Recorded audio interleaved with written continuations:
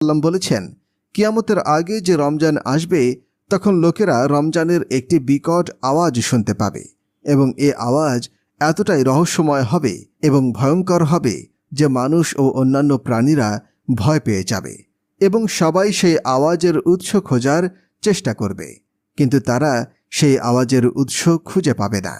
সেই রমজানের পর থেকেই মানুষ তাদের ঘরের মধ্যে 1 বছরের খাবার জমা করা শুরু করবে, কারণ সেই আওয়াজের পর জমিনে ফসল হবে না এবং মানুষ অনাহারে থাকবে, ব্যাপক দুর্ভিক্ষ দেখা দেবে।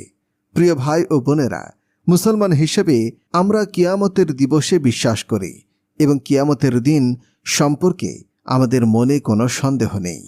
কিয়ামতের পূর্বে পৃথিবীর দক্ষিণ দিক থেকে এক মৃদু আরামদায়ক বায়ু প্রবাহিত হবে। এই বায়ু প্রবাহের ফলে কাফের মুশরিকরা বেঁচে গেলেও সকল ঈমানদারদের